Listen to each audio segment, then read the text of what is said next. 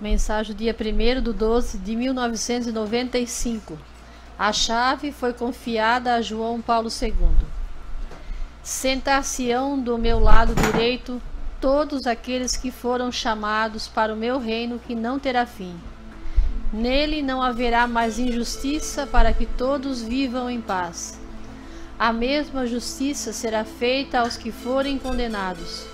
Os anjos os colocarão do meu lado esquerdo, para não se misturarem com os meus filhos obedientes. A justiça divina continua mantendo o máximo de misericórdia para esses que vivem correndo só atrás do dinheiro e de suas paixões. Procura dar sempre um jeito de tirar essa gente desses caminhos, que o diabo está preparando, mas poucos dão ouvido ao meu chamado. É o momento mais delicado que está se passando nesta geração. As armadilhas são tantas que até os filhos da luz ficam perturbados por não ter quase espaço para falarem em meu nome. É sujeira por todos os lados. Quem me busca a toda hora sente-se como se estivesse lutando sozinho, mas não está.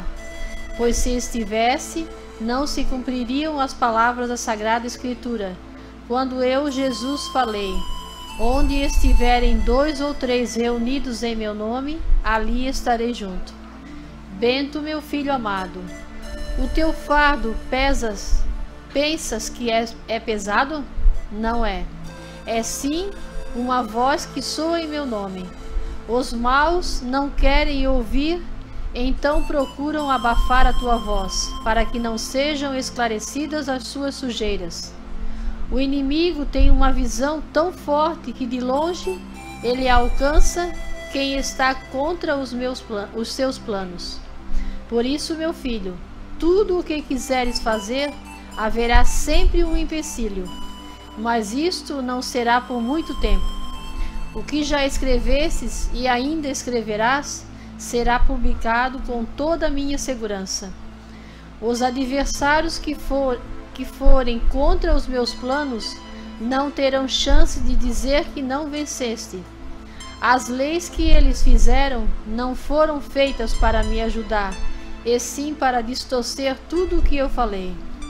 Agora não admite que um pequenino meu possa escrever com tanta naturalidade, como vens escrevendo, meu filho. Pela lei sagrada, dada pelo meu pai, só João Paulo II é que pôde administrar. A nenhum outro foi confiada a chave. O rei, quando chegar com seus anjos e santos, vai recebê-la de um só e não de 2 ou mais. Quem pulou fora desse caminho é porque não aceita a união. Esses são filhos desobedientes, que procuram fazer confusão diante do seu Criador. A família que não tem controle na sua casa fica perdida na solidão sem ter sossego. Cada um vai para o seu lado. Aquelas que são bem administradas sentam-se juntos e rezam unidos, fazendo do seu lar uma casa de verdadeira prosperidade. São assim os que são meus, mas nesse tempo de tanta tribulação, poucos me dão ouvidos. É aquele que mais pode trapacear o outro. A fome do dinheiro e de um lugar melhor é o que mais se vê. Os que têm pouco não podem fazer nada. Os que estão morrendo de fome e doenças, sem ter recurso. Só com a minha volta é que tudo vai se arrumar. Por isso peço a vocês, meus filhos, rezem, rezem sem cessar. É a única maneira de aguentar o que está para acontecer. Obrigado, meu filho. A tua luta agora é que vai começar a aparecer. Fique com a minha paz, Jesus. Mensagem: a chave foi confiada a João Paulo II. Em 95, um ano exatamente, praticamente um ano após a primeira mensagem. Essa mensagem, você olhando e analisando o conteúdo, poderia ter o título de A Justiça. que Jesus aqui fala muito sobre justiça. Aqui ele diz: todos aqueles que vierem fazer a vontade de Deus estará ao lado direito dele, e todos aqueles que se desviarem do caminho serão colocados do lado esquerdo dele. Por que ele fala dessa maneira? Porque o lado direito de um rei é o lado privilegiado, é o lado correto. Então são aqui todos aqueles que agradam a sua majestade, que estão corretos na sua visão, que estão sendo obedientes.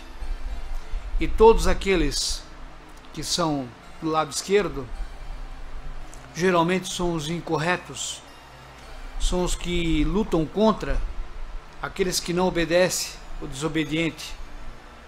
Deus está falando aqui nessa mensagem. Após o chamado que vai acontecer, ele diz aqui: é o momento mais delicado que está se passando nesta geração.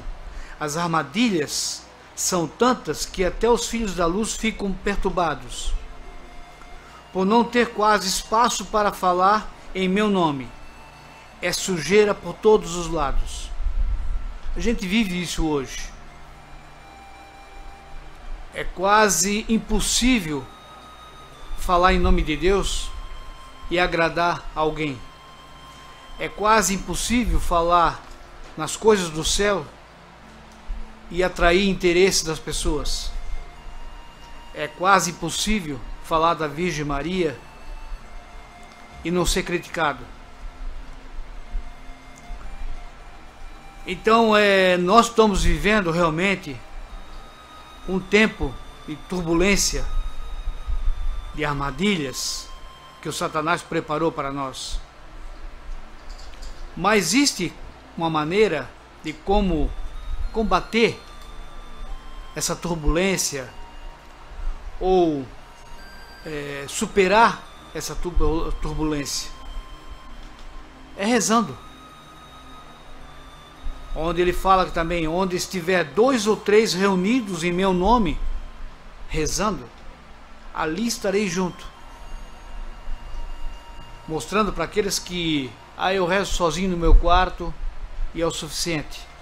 Não, nós temos que nos unir para fortalecer nossas orações, para que chegue ao céu uma oração forte, porque um sozinho se distrai, cochila e as orações saem pela metade. Quando estamos reunidos em grupo, é mais fácil as orações chegar inteira, com mais concentração, mais fortalecida ao céu. Aqui na nossa mensagem, Jesus fala: por isso, meu filho, em tudo que quiseres fazer, haverá sempre um empecilho, mas isso não será por muito tempo. Realmente, o pai encontrava sempre barreiras para enfrentar, mas nem por isso desistiu, em hipótese alguma. Lutou contra os eclesiásticos, lutou contra o sistema, lutou contra a família, os parentes, contra os amigos, mas não acovardou-se, lutou, levou à frente, e por isso recebeu esse prêmio que hoje ele está gozando no céu. Quem pulou fora desse caminho é porque não aceita a união. Esses são filhos desobedientes, que procuram fazer confusão diante do seu Criador. Quantos que estavam aqui junto com o profeta, que diziam que agora sim encontrei o caminho, agora sim encontrei a verdade, e se afastaram? Por quê? Porque foram desobedientes, deram ouvido àqueles falsos, aqueles perturbados, deram ouvido ao mentiroso, por isso se afastaram, que procuram fazer confusão diante do Criador. Todos aqueles que aqui estiveram para denegrir, para mentir contra o profeta, é o que fazia confusão diante do seu Criador, falando mentiras, falsas calúnias, e se afastaram. Por isso, peço a vocês, meus filhos, rezem, rezem sem cessar. É a única maneira de aguentar o que está para acontecer. Essa frase aqui, ela diz muito. Rezem, rezem sem cessar. É a única maneira de aguentar o que está para acontecer. Jesus não está falando que pode acontecer, vai acontecer. O que está para acontecer. E a única maneira de nós combater, de nós superar esses tempos difíceis, é a oração. Eu já falei em outra oportunidade, a nossa morte, a partir do momento que você nasce, você já está com a morte marcada. A profecia do Apocalipse, do fim dos tempos, ela tem data para acontecer. Então ela independe das nossas atitudes para que não aconteça. Ela vai acontecer. O que Deus sempre pede é para que estejamos preparados para enfrentar esses momentos.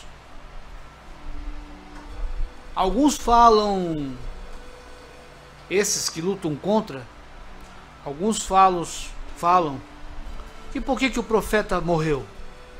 Por que ele não conseguiu uma graça, um milagre? Pois ele não falava com a Virgem Maria, ele não falava com Jesus, o Criador. Por que ele não conseguiu o milagre que tanto a família esperava? Hoje, eu, olhando um retrato dele em casa, comecei a refletir.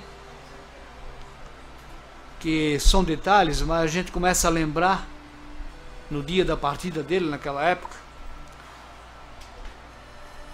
E eu, refletindo, eu cheguei à conclusão, eu percebi que ele não ficou, ele não atingiu, não conseguiu o milagre que todos esperavam, porque ele cumpriu com o papel dele. E ali já estava na hora dele receber o prêmio dele. Foi assim com Jesus. Acha, por exemplo, que Jesus precisaria morrer na cruz?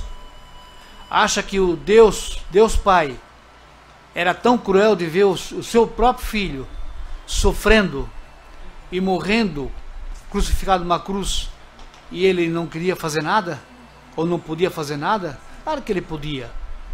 Ele podia nem ter permitido o filho dele ser caluniado, ser judiado. Mas ele deixou. Porque o papel do filho dele era esse: salvar os homens do pecado. E assim, com dor no coração, Deus deixou que acontecesse o martírio do próprio filho. A Virgem Maria entendeu que ela precisaria sofrer, ver o martírio do próprio filho para o bem de toda a humanidade, daqueles que merecem.